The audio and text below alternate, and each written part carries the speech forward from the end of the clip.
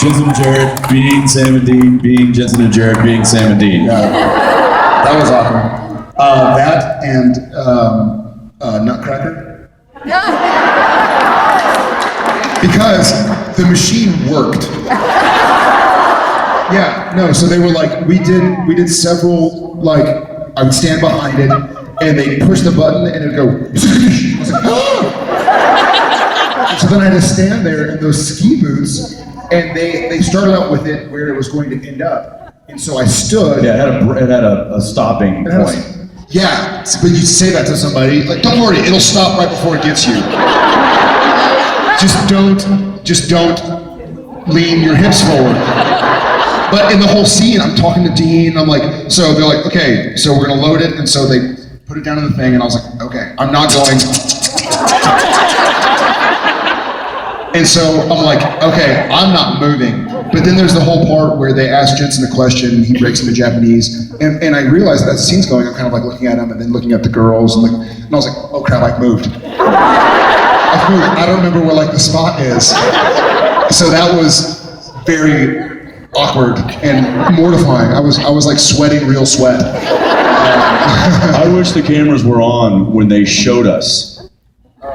Like they called us a set, and so we walk up and we're like, okay, they're like, hey, we want to just show you what this is going to look like.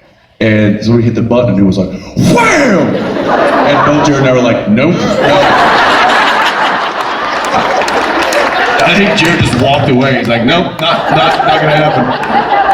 I'm like, no, it's like, it's got steel plates of reinforcement, and I'm like, yeah, what happens if it just bends a little? And Jared's like, what happens if it just bends a little?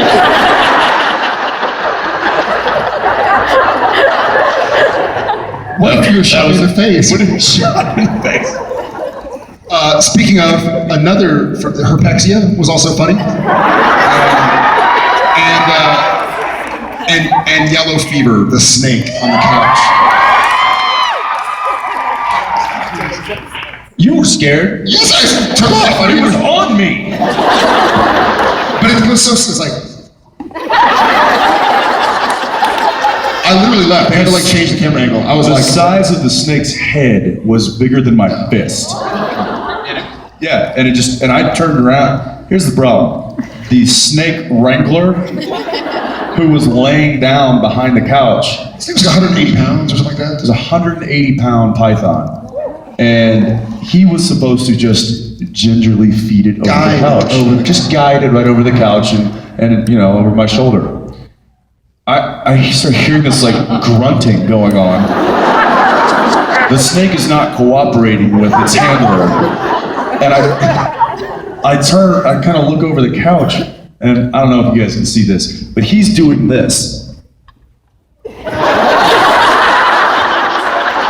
He's like trying to throw this, he's kicking it, he's like punching it, and I'm like, don't send that my way! I got 180 pounds of pissed off snake coming over the... And the way the scene was written was Sam was supposed to be like laughing at his brother's discomfort, but I was like, this is terrifying, I'm out of here. So I just walked up.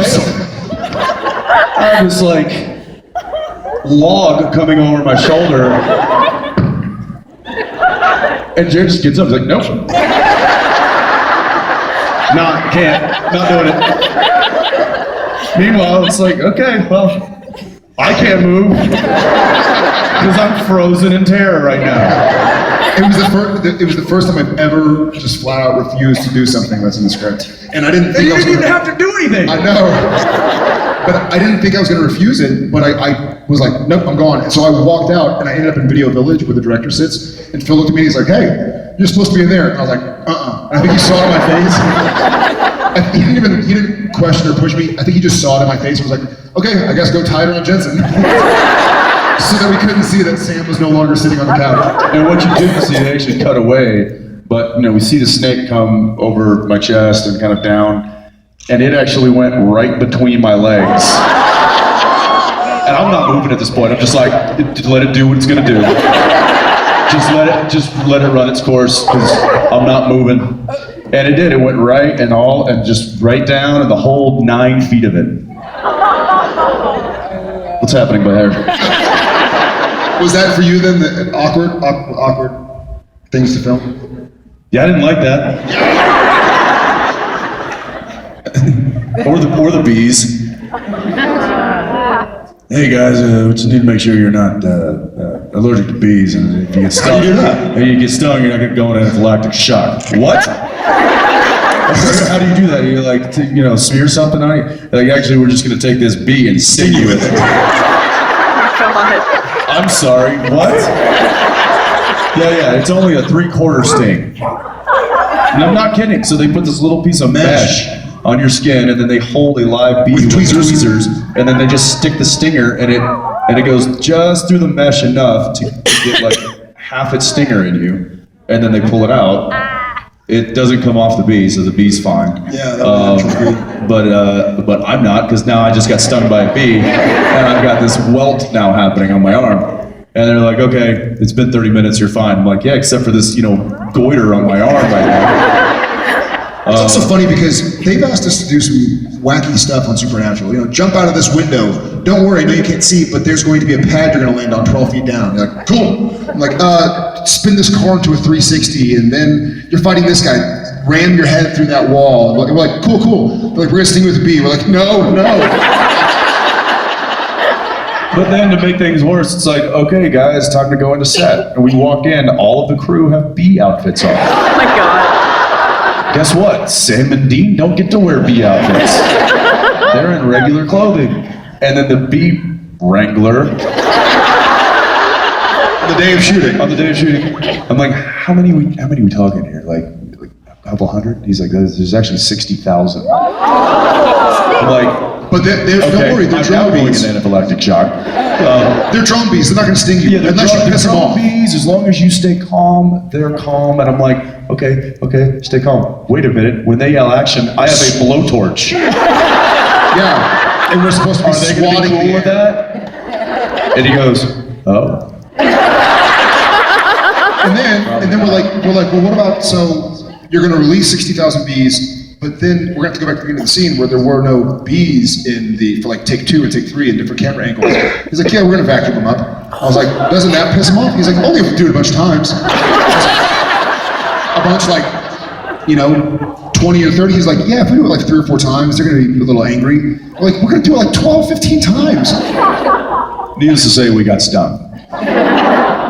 I remember just before Kim, our director, just before he yelled action, they were like, okay, roll sound, and I mean, they're all over the place.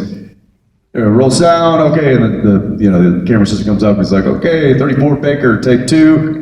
They have a marker, they run off, and I'm like kind of crouched down, and I'm like kind of flicking bees, they're on me, just landing on me, and I'm like, oh my gosh, find a happy place. And they're like, okay, ready, and just before he yelled action, boom! One had gone right up my shirt and got me right on the upper part of my seat. Took it. And it was like, ready, and I was like, wait! And I reached back there and actually pulled the stinger out. I was like, okay!